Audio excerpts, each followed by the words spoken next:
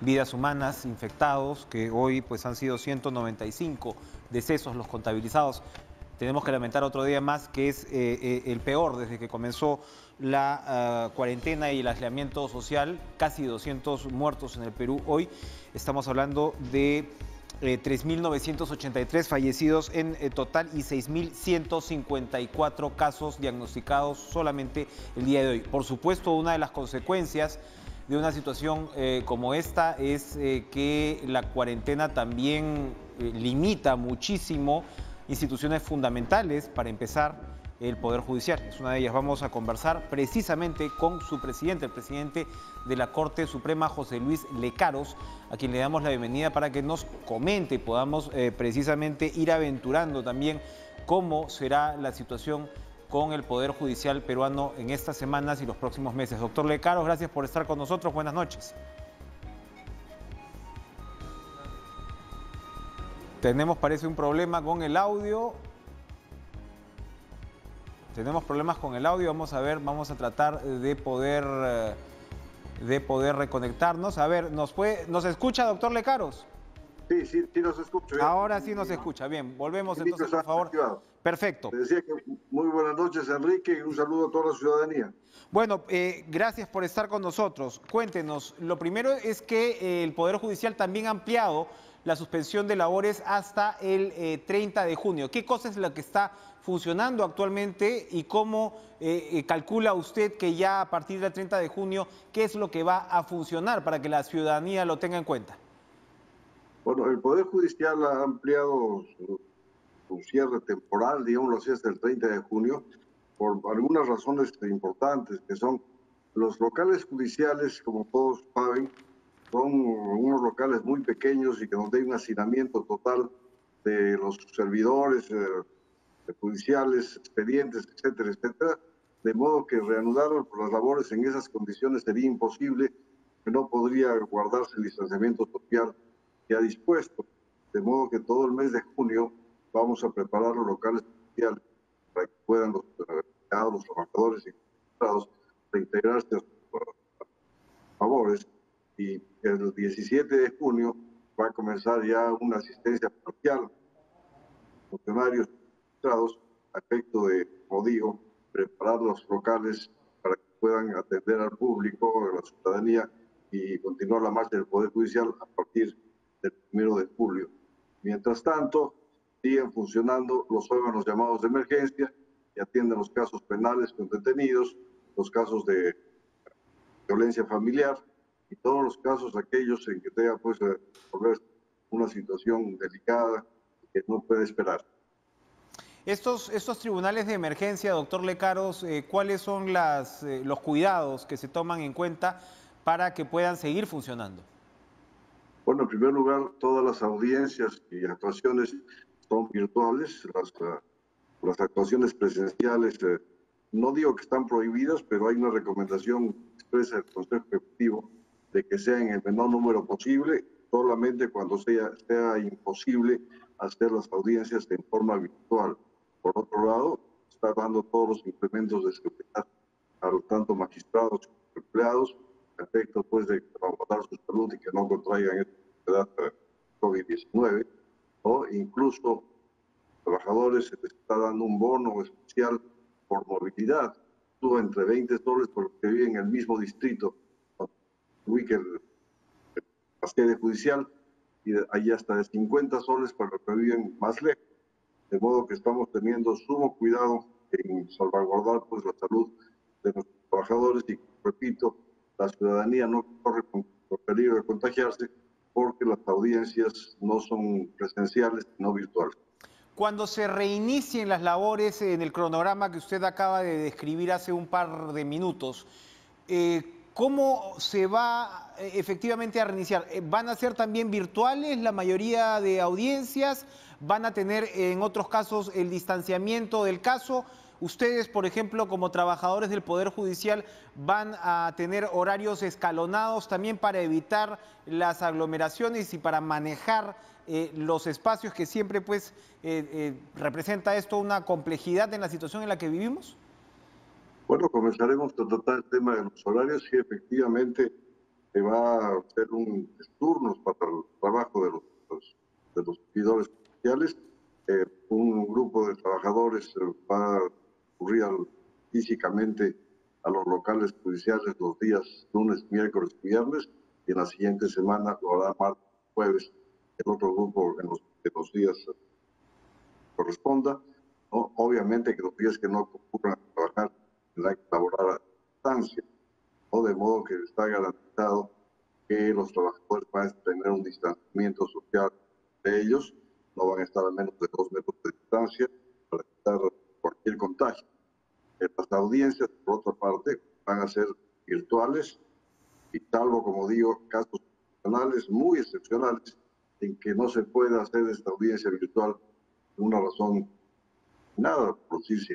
En el penal no existe pues internet o algo por el estilo, ¿no? Entonces, hay que hacer una audiencia presencial, pues ¿qué van a hacer con casos? Por otro lado, no, también se ha previsto que la población que sea vulnerable, es decir, mayores de 75 años, que hagan una enfermedad, no van a concurrir a laborar, no lo harán en distancia. A ver, yo voy a proponerle a la producción a ver si podemos hacer una pausa, si adelantamos la pausa para que podamos, por favor, corregir el tema del audio, porque esta conversación es bastante importante con el doctor José Luis Lecaros, presidente del Poder Judicial. Volvemos.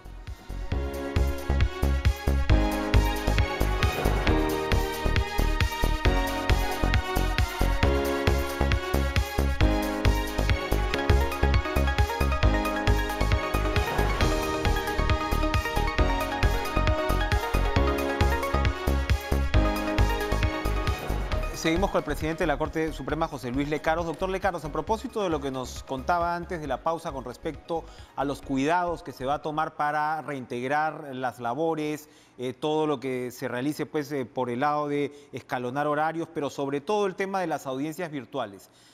Todos los sectores en realidad nos hemos confrontado con una realidad que es la de la aceleración digital ahora mismo. Y en el Poder Judicial ha sido pues un anhelo, en realidad, todo el tema de los expedientes electrónicos y demás. Esta probablemente es una buena ocasión para poder acortar ese proceso.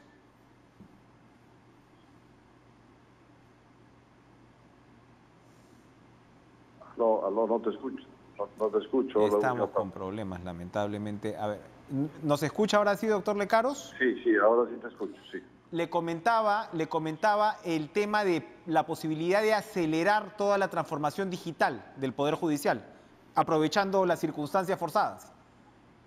Bueno, sí, efectivamente esta pandemia y esta emergencia nos ha obligado a cortar los plazos, sobre todo del expediente judicial electrónico. Este expediente judicial electrónico estaba planificado en implementarse en 4 o 5 años, pero dada la necesidad urgente de contar con una herramienta moderna que permita al Poder Judicial trabajar en estas circunstancias, calculo que en un año y medio este expediente debe estar totalmente implementado a nivel nacional. Para ello contamos con financiamiento del Banco Mundial, que tiene ya un préstamo aprobado e incluso el contrato firmado con el Estado peruano, y estamos gestionando ante el Ministerio de Economía y Finanzas, que emite el decreto supremo que faculte a dar la contrapartida nacional en este préstamo con el Banco Mundial a que me he referido. La ministra de Economía y Finanzas se ha comprometido a hacerlo a la brevedad posible, pero estamos, pues, como digo, a la espera. Desde acá, desde esta tribuna, yo invoco a la ministra para que este decreto supremo sea emitido a la brevedad, ya que es una herramienta importantísima el eje, o sea, el expediente judicial electrónico para la marcha del Poder Judicial en estas circunstancias. Muy bien, importante esta información. Otra información que quería también preguntarle, porque TV Perú pues llega al último rincón del país y seguramente todos los trabajadores del Poder Judicial están viendo esta entrevista, es los esfuerzos que se supone se están realizando para adquirir pruebas rápidas y moleculares para precisamente pues ser aplicadas en los trabajadores del sector. ¿Qué nos puede contar al respecto? Bueno, sí, efectivamente, los protocolos que ha dado el Ministerio de Salud establecen que el personal, antes de reincorporarse a las labores, tiene que ser sometidos a estas pruebas de descarte, ¿no? Pero no todos los trabajadores, sino se han clasificado, de acuerdo al propio Ministerio de Salud, los trabajadores en 3 categorías: de alto riesgo, mediano riesgo y bajo riesgo. Los de alto riesgo sería pues el personal médico, enfermeras que trabajan en el Poder Judicial para atender a los propios empleados. Los de mediano riesgo son aquellos que tienen contacto con el público, es decir, que podrían ser contagiados con cierta facilidad, llámese los guardianes, los vigilantes, los encargados de mesas de partes, y en fin, todos los que tengan contacto con el público. Y los de bajo riesgo son los que trabajan pues en las oficinas sin contacto con las personas del exterior. Estas pruebas se van, como digo, se van a realizar el personal de alto y mediano riesgo, ¿no? En este momento la gerencia personal está viendo que servidores están en cada categoría, y al respecto también debo decirles que ya hemos contactado con el Ministerio de Salud y por intermedio de la PCM, y se ha comprometido el Ministerio de Salud a facilitarnos 2.500 pruebas rápidas para una primera etapa de estas pruebas. Si nos faltasen un mayor número de pruebas, pues gestionaremos ante el Ministerio de Salud que se nos dé, o en su caso tendremos que adquirirlas pues con presupuesto del Poder Judicial. Muy bien, importante también esta información. Otro tema que se está comentando mucho en la coyuntura es el tema de las facultades delegadas que el Ejecutivo le ha pedido al Legislativo precisamente para legislar en materia penitenciaria. El fondo de esto, por supuesto, es que el Congreso pues había rechazado o había archivado un proyecto anterior que tenía que ver incluso con las recomendaciones que el Consejo Ejecutivo del Poder Judicial había dado. Ustedes presentaron un informe, me parece, de los magistrados Príncipe y San Martín, que tenía puntos en común con la propuesta del Ejecutivo, pero no todo también. Entonces, cuéntele, por favor, si es que el Ejecutivo legisla como ya sabemos, y se supone que va a legislar, que es el tema, por ejemplo, de que el Poder Judicial evalúe las situaciones, ¿no?, de determinados presos para ver si es que pueden salir y facilitar así el deshacinamiento. ¿Cómo sería ese proceso?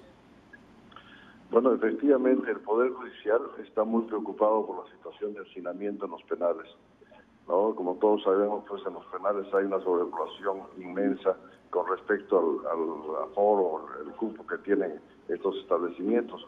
Entonces el Consejo Ejecutivo ya dio desde hace más de un mes instrucciones, o más aún una invocación a los jueces penales de toda la República para que revisen de oficio la situación de los detenidos que estén con prisión preventiva, es decir, los que no están todavía sentenciados, ¿no? Muchos jueces lo han hecho, pero como es una facultad del juez, ni el Consejo Ejecutivo ni nadie puede obligarlos a hacer estas revisiones, ¿no? Repito, es facultativo, por eso se hizo solamente una invocación.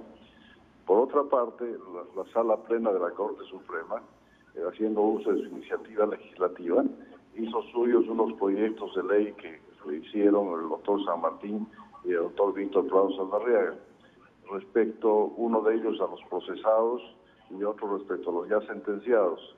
Estos proyectos de ley se remitieron al Congreso, lamentablemente pues no han tenido acogida, han sido rechazados, ¿no? Y el Ejecutivo se ha visto obligado a pedir facultades delegadas para legislar al respecto. Esperamos pues que el Ejecutivo lo antes posible saque el decreto legislativo que corresponda y los jueces tengan una herramienta legal para poder pues disponer la excarcelación de muchos detenidos no peligrosos, por supuesto, porque el detenido que es peligroso y ha cometido delitos graves, ese está excluido seguramente en este decreto legislativo que va a dar el Congreso de obtener una gracia para salir del penal. Pero, repito, esta herramienta va a permitir que los jueces penales de toda la República, de órganos de emergencia o no de órganos de emergencia, es decir, todos puedan revisar la situación jurídica de los detenidos en los penales. Importante aclarar también pues que no van a ser presos peligrosos los que van a salir a la calle. Otro de los aportes del informe de Prado y de San Martín fue resaltar la gran cantidad de internos que en realidad lo están así porque tienen prisión preventiva, es decir, no tienen todavía sentencia. Me imagino yo que en el caso de los sentenciados, que como usted señala, no vayan a ser presos peligrosos que salgan a la calle, eso lo tendría que ver, me imagino, el Poder Judicial. En el caso de la prisión preventiva lo vería el Ejecutivo. ¿Cómo se repartirían funciones en esos casos? Bueno, en el caso de la prisión preventiva, obviamente que es el Poder Judicial el único que puede disponer la excarcelación de los detenidos, porque si un juez ordena la prisión preventiva, solamente el mismo juez o un juez superior en vía de apelación puede disponer que cese esta prisión preventiva y sea excarcelado. En el caso de los sentenciados, que ya están pues condenados a determinadas penas, obviamente la ley o el decreto legislativo que se expida tendrá que establecer quién es la autoridad que va a excarcelarlos, si el INPE de la vía administrativa o el juez que dio la sentencia. Esperemos lo que resuelva o legisle el Ejecutivo para que el Poder Judicial pueda participar en esta campaña pues de desconcentración o de aliviar la carga de personas que hay en los penales. Otro caso que ha llamado la atención por estos días y está siendo muy comentado es el de Abimael Guzmán. La Corte Superior de Justicia de Lima admitió un habeas corpus a favor de Guzmán. ¿Puede explicarnos, por favor, rápidamente cómo es este proceso y en qué punto está? Bueno, sí, el señor Abimael Guzmán, que como ciudadano peruano amparado por la Constitución, tiene todo el derecho de interponer pues, los recursos que su defensa vea por conveniente. En esta oportunidad está interponiendo una acción de habeas corpus, alegando que puede contagiarse de COVID-19 en el penal donde está. El hecho que haya sido admitida la demanda no quiere decir en lo absoluto que tenga que ser declarada fundada en su oportunidad. Ya los jueces en su momento resolverán lo conveniente si es que realmente se está afectando los derechos fundamentales del señor Guzmán o no se está afectando. Yo lamentablemente no puedo dar una opinión, la tengo por supuesto si debería salir o no debería salir, pero no puedo decirlo públicamente porque eso sería pues influir probablemente en la determinación que tomen los jueces en uso de su absoluta independencia, ¿no? Pero el trámite que se está dando es un trámite procesal que, como repito y aclaro enfáticamente, de ninguna manera quiere decir que el señor Guzmán tenga que salir del penal. También ha generado preocupación y comentarios, ¿no?, el tema de quienes están procesados asociados a, digamos, corrupción o políticos asociados a corrupción, en muchos casos pues políticos de muy alto perfil. Cuéntenos cuáles son los criterios que se están tomando en cuenta desde el Poder Judicial para decidir o no excarcelaciones en esos casos. Bueno, usted sabe que para dar una prisión preventiva se exigen 3 requisitos. El primero, que el delito sea bastante grave, ¿no? El segundo, que haya elementos que vinculen al imputado o al procesado con el delito que se le atribuye. Y el tercero es el peligro de fuga o el peligro de entorpecimiento a los medios probatorios o al proceso. Bueno, precisamente este tercer elemento es el que debe revisarse, porque obviamente en este caso de aislamiento social, de cuarentena, de cierre de fronteras, el peligro de fuga no es el mismo que había antes del 13 de marzo, ¿no? Y también el hecho del entorpecimiento a la labor de los fiscales o al proceso, a la marcha del proceso. Ese es el criterio que se va a revisar o que se está revisando. Y la directiva para los jueces, que por supuesto no es vinculante, es decir, los jueces pueden tomarla o no pueden tomarla, pero donde se establece estos criterios, cómo debe evaluarse este peligro de fuga o peligro de entorpecimiento a la labor probatoria. Y esta directiva ha sido elaborada o propuesta al Consejo Ejecutivo precisamente por el doctor San Martín y el doctor Prado, de modo que ha sido hecha por los mejores especialistas en penal y procesal penal del Poder Judicial, y eso es lo que está rigiendo en este momento, pero esperemos a que el Ejecutivo pues dé el decreto legislativo y ahí el panorama puede cambiar en cuanto a los criterios que deban tener los jueces para modificar o reiterar el mandato de prisión. Importante. Antes que se me escape, el Tribunal Constitucional ha declarado la inconstitucionalidad del hacinamiento carcelario, en pocas palabras, y bueno, ellos van a estar chequeando esta situación. Esto ocurre justo cuando el Ejecutivo tiene estas facultades delegadas. ¿Cuál es el sentido en ese, o cómo lee el Poder Judicial esta decisión del Tribunal Constitucional? Bueno, en realidad el Tribunal Constitucional, en uso de sus atribuciones, ha establecido pues que la situación de los detenidos en este penal en el hacinamiento en que están y con el peligro del COVID, viola sus derechos fundamentales. De modo que esto es directamente o indirectamente una invocación al Ejecutivo para que saque lo más pronto posible esta norma que tiene que sacar este decreto legislativo y permita pues que muchos procesados que no son peligrosos, aclaro y reitero, que no son peligrosos, o sentenciados también que hayan cometido delitos no muy graves, puedan salir pues del penal y evitar su contagio y a su vez facilitar el distanciamiento social dentro de los penales. Importante reiteración esta, ¿no?, de que no son peligrosos o no van a ser peligrosos los que vayan a salir eventualmente, porque en el Congreso dijeron, bueno, que no querían asumir una responsabilidad en un caso así, y en el Congreso también se ha presentado un proyecto de ley para cambiar la composición de la Corte Suprema. Vamos a conversar después de la pausa sobre el tema con el presidente del Poder Judicial. No se muevan.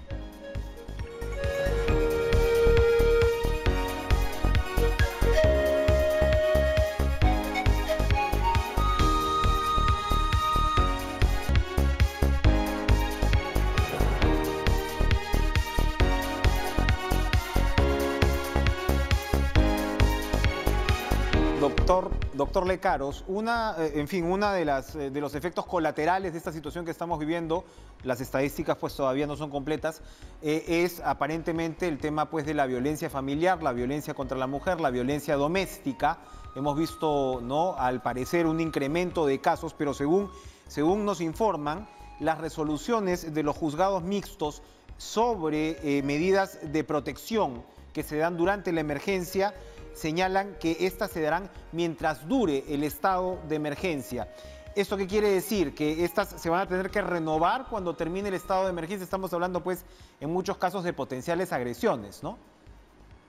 Bueno, realmente no tengo mayor conocimiento del sentido de estas resoluciones, pero si así dicen que solo es mientras dure el estado de emergencia, la interesada o la agredida tendrá que volver a acudir al juez para que vea si reitera o no reitera pues estas medidas.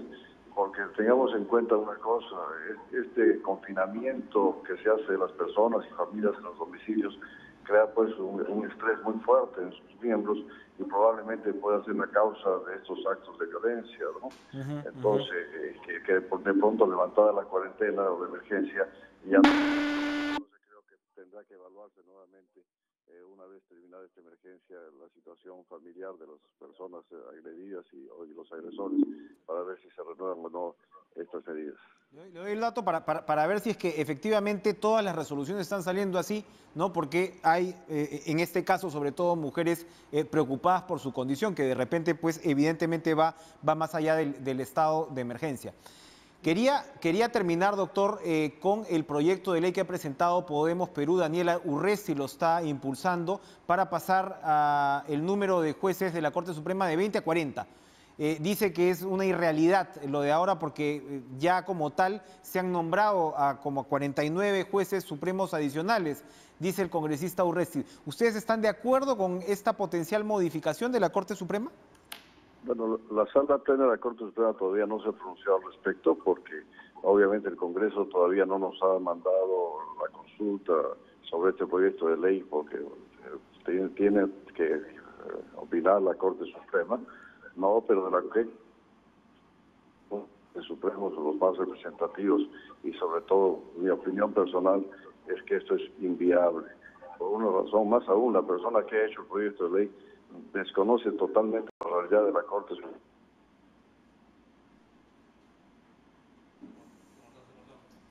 Bueno, lamentablemente nos hemos quedado, ya son segundos finales, los que tenemos, pero nos quedamos con esta opinión del presidente del Poder Judicial que considera totalmente inviable la modificación de la composición de la Corte Suprema. Esto según un proyecto de ley presentado por Podemos Perú e impulsado por el congresista Daniel Urresti. Nos quedamos entonces con esa información. Agradecemos al presidente del Poder Judicial por esta conversación y vamos a darle paso a Francamente y nosotros nos reencontramos mañana. Que tengan una excelente noche.